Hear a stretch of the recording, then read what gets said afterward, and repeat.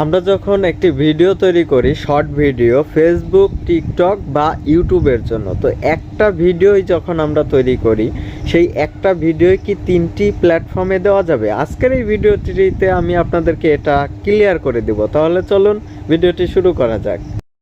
আমরা চলে আসলাম মোবাইল স্ক্রিনে। তো চ্যাট জিপিটি কিন্তু অনেক হেল্প করে। আপনারা চ্যাট জিপিটি থেকে এই বুদ্ধিগুলো নিয়ে নেবেন, জাস্ট চ্যাট জিপিটিকে ওপেন করে ফেলবেন।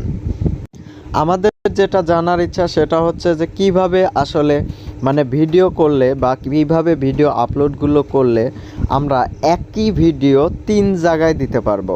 ইনস্টাগ্রাম সহ আমরা কিন্তু 4 জায়গায় দিতে পারবো একটাই শর্ট ভিডিও, ঠিক আছে?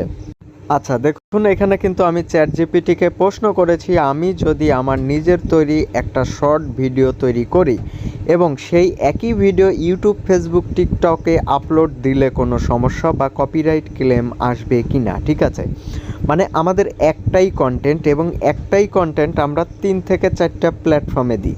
তো দেখুন, এখানে কিন্তু আমাদেরকে চ্যাট জিপিটি সকল কিছু বলে দিল।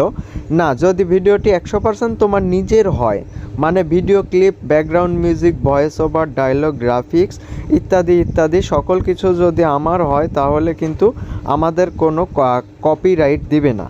তাহলে আমরা কি পেয়ে গেলাম? আমরা কিন্তু ভালো একটি বুদ্ধি পেয়ে গিয়েছি যে একটি ভিডিও আমরা যখন তৈরি করব, ভিডিওটি নষ্ট করব না।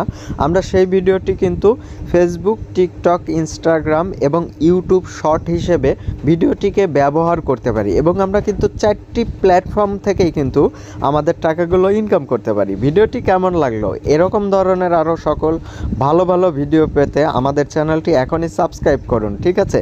এবং যদি আপনি ইউটিউব, টিকটকের জন্য দেখে থাকেন, তাহলে সেখানে বলবো যে অবশ্যই ফলো করুন।